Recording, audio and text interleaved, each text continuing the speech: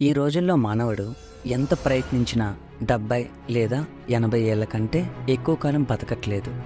మన జీవితమంతా ఎంతసేపు డబ్బు సంపాదిద్దాం, ఆ సంపాదించిన డబ్బుతో కోరికలు నెరవేర్చుకుందాం అనే వ్యామోహంతోనే బతుకుతున్నారు.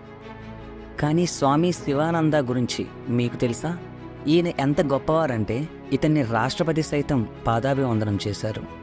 స్వామి శివానంద అవార్డును స్వీకరించడానికి ముందు గౌరవ సూచకంగా రాష్ట్రపతి రామ్నాథ్ కోవింద్, ప్రధానమంత్రి నరేంద్ర మోదీకి మోకాళ్లపై వంగి నమస్కరించారు.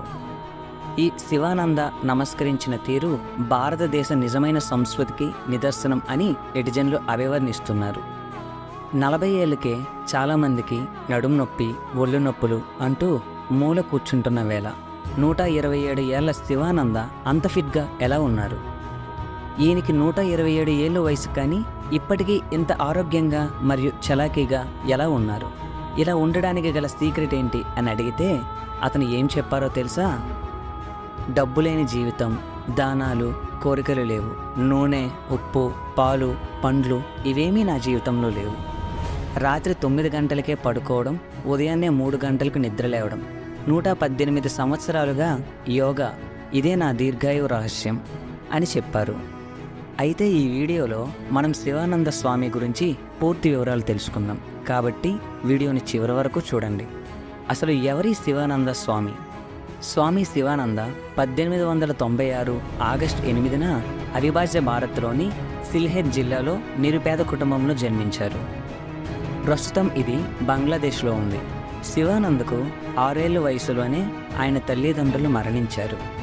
ఆ తరువాత ఆయన్ని పశ్చిమ బెంగాల్లోని గురూజీ ఆశ్రమం చారదీసింది. అక్కడ గురు ఓంకారానంద గోస్వామి ఆయన పెంచి పెద్ద చేశారు. యోగా, ఇతర ఆధ్యాత్మిక విషయాలను బోధించారు. ఈ క్రమంలోనే శివానంద తన జీవితాన్ని సమాజ సేవకు అంకితం చేశారు. చిన్నతనంలో అతను అకాడమిక్స్ మరియు జిమ్నాస్టిక్స్లో చాలా చురుకుగా మరియు ఆశాజనకంగా ఉండేవాడు.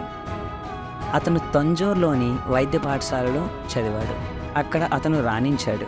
ఈ కాలంలో ఆయన ఆంబ్రోషియా అనే మెడికల్ జర్నల్ను నడిపారు. గ్రాడ్యుయేషన్ తర్వాత అతను వైద్యం ప్రాక్టీస్ చేశాడు మరియు పేద రోగులకు ఉచిత వైద్యం అందించిన ఖ్యాతితో 10 ఏళ్ల పాటు బ్రిటిష్ మలయాలో వైద్యుడిగా పనిచేశాడు. కాలక్రమేణా వైద్యం ఉపరితల స్థాయిలో నయమవుతుందనే భావన డాక్టర్ కుప్పుస్వామిలో పెరిగింది.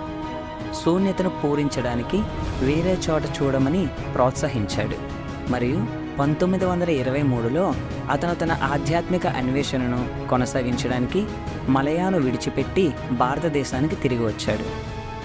అతను 1936లో డివైన్ లైఫ్ సొసైటీ స్థాపకుడు, యోగా వేదాంత ఫారెస్ట్ అకాడమీ మరియు యోగా వేదాంత మరియు వివిధ విషయాలపై 200 పుస్తకాలకు పైగా రచయిత.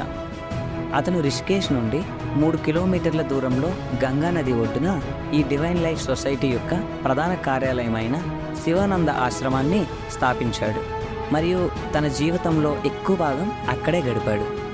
చిన్నతనంలోనే తల్లిదండ్రులను కోల్పోయిన శివానంద ఈ ప్రపంచమే తన కుటుంబం అంటారు. ఇక్కడి ప్రజలందరూ నా తల్లిదండ్రులే, వారిని ప్రేమించడం, సేవ చేయడమే నా మతం అని ఆయన ప్రకటించారు. స్వామి శివానంద సేవా కార్యక్రమాలు దేశంలోని పలు నగరాలకు విస్తరించాయి. వారణాసి, పూరి, హరిద్వార్, నవద్వీప్లో ఎంతోమంది పేదలను, అనాథలను చేరదీసి సేవ చేస్తున్నారు. నిత్యం యోగా సాధన చేసే స్వామీజీ 127 ఏళ్ల వయసులోనూ చలాకీగా, ఆరోగ్యంగా ఉన్నారు.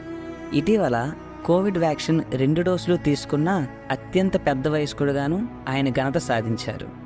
ఇతరులు కూడా వ్యాక్సిన్ తీసుకునేలా ఆయన స్ఫూర్తి నింపారు. దేశంలోని పలు కార్పొరేట్ ఆసుపత్రులు శివానందకు కాంప్లిమెంటరీ మాస్టర్ హెల్త్ చెకప్ నిర్వహించాయి. ఆయన జీవనశైలి, అవయవాల పనితీరుపై అధ్యయనం చేస్తున్నాయి. 2019లో శివానంద బెంగళూరులో యోగారత్న పురస్కారం అందుకున్నారు. 2019 జూన్ 21న అంతర్జాతీయ యోగా దినోత్సవం సందర్భంగా యోగా ప్రదర్శనలో దేశం నుంచి పాల్గొన్న అత్యంత సీనియర్ స్వామి శివానందే కావడం విశేషం. రాష్ట్రపతి భవన్లోని దర్బార్ హాల్లో పద్మ పురస్కారాల ప్రధానోత్సవం సందర్భంగా ఓ స్వామీజీకి సంబంధించిన దృశ్యాలు భావోద్వేగానికి గురిచేస్తున్నాయి. 127 ఏళ్ల ఆ యోగా గురువు పేరు స్వామి శివానంద. దేశంలోని పలు ప్రాంతాల్లో ఆయన ఆధ్వర్యంలో ఎన్నో సేవా కార్యక్రమాలు కొనసాగుతున్నాయి. పూరీలో 50 ఏళ్లుగా 400 నుంచి 600 మంది కుష్ఠరోగులకు సేవ చేస్తున్నారు. ఆయన చేసిన సేవలకు గాను 2022 సంవత్సరానికి కేంద్ర ప్రభుత్వం పద్మశ్రీ అవార్డు ప్రకటించింది. రాష్ట్రపతి భవన్లో జరిగిన పురస్కారాల ప్రధానోత్సవానికి స్వామి శివానంద తెల్లని ధోవతి, కుర్తా ధరించి కాళ్ళకు చెప్పులు లేకుండా అతి సామాన్యంగా వచ్చారు.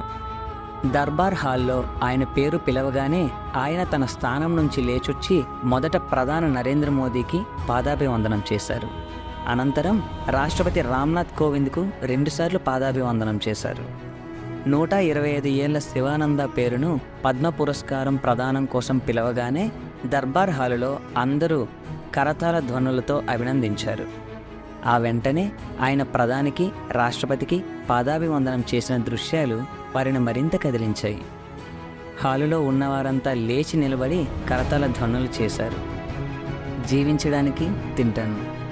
చాలామంది తినడానికి జీవిస్తారు, కానీ నేను జీవించడానికి తింటాను. దినచర్యలో భాగంగా తెల్లవారుజామున 3 గంటలకు లేచి అభ్యంగన స్నానం చేసి గంటసేపు అలా నడుస్తాను. అనంతరం యోగా, పూజలు, ప్రార్థనల్లో నిమగ్నమవుతాను. పగలు 2 గంటలు విశ్రాంతి తీసుకుంటాను.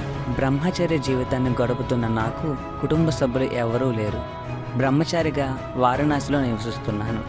సాధారణ జీవన విధానాన్ని పాటించే నేను 2 పూటల ఆహారం మాత్రమే తీసుకుంటాను. అల్పాహారం చాలా అరుదుగా తింటాను. అందులోనూ ఉడికించిన బంగాళదుంపలు తింటాను. మధ్యాహ్నం 2 చపాతీలు, ఉడకబెట్టిన బంగాళదుంపల కూరగాయలు, రాత్రి 8 గంటల సమయంలో బార్లీ, గంజి ఆహారంగా తీసుకుంటాను. ఏది తిన్నా తక్కువ పరిమాణంలో తింటాను. రుచికరమైన ఆహారం, ఫాస్ట్ ఫుడ్కి దూరంగా ఉంటాను. అతి తక్కువగా మాట్లాడతాను. అనవసర సంభాషణలు మానసిక ఆరోగ్యానికి మంచివి కాదని నా అభిప్రాయం. ఇప్పటికీ ఎలాంటి వ్యాధులు నా దరి చేరలేదు. మందులు వాడాల్సిన అవసరం రాలేదు. ఈ వయస్సులో కూడా కర్ర లేకుండా నడుస్తాను. పశ్చిమోత్తనాసనం, సర్వాంగాసనం, పవనముక్తాసనాలను ప్రదర్శిస్తాను. అత్యంత ఎక్కువ వయసున్న వ్యక్తిగా వరల్డ్ బుక్ రికార్డులో స్థానం పొందాను. నేతాజీ నా బాల్య స్నేహితుడే. ఎక్కువ సంవత్సరాలు జీవించాలంటే సర్వాంగాసనం, మత్స్యాసనం వేయాలి. ఇవి జీవితాన్ని పునరుజ్జీవింపజేస్తాయి. గత 35 ఏళ్లుగా 6 ఖండాల్లో ప్రయాణించాను. ఒకానొక సమయంలో మిడిల్ ఈస్ట్లోని ఇమ్మిగ్రేషన్ అధికారులు పాస్పోర్ట్లో నా పుట్టిన తేదీని చూసి ఆశ్చర్యపోయారు. సుభాష్ చంద్రబోస్ నా బాల్య స్నేహితుడే. ఆయన నేను దాదాపు ఒకే సంవత్సర కాలంలో జన్మించాం. యోగాకు ఆదరణ పెరిగింది. 100 ఏళ్ల ప్రయాణంలో యోగా విధానంలో పలు మార్పులను గమనించాను. అప్పుడైనా ఇప్పుడైనా యోగా అనేది ఒక్కటే. గత కొన్ని సంవత్సరాలుగా యోగాకు ఆదరణ పెరిగింది. యోగా విధానాల్లో సందిగ్ధాలు ఉన్నప్పటికీ యోగాభ్యాసం, శ్వాస, ధ్యానం దాని ముఖ్యాంశాలు. యోగా గురు రామ్ బాబా ఆచరిస్తున్న జీవన విధానం కూడా నాకు ఇష్టం. తను ఎంతో కృషి చేస్తున్నారు. నా దృష్టిలో మనిషే దైవం. నా చిన్నతనంలో ఆకలి కడుపును నింపుకోవడానికి భిక్షాటన చేసేవాళ్ళం.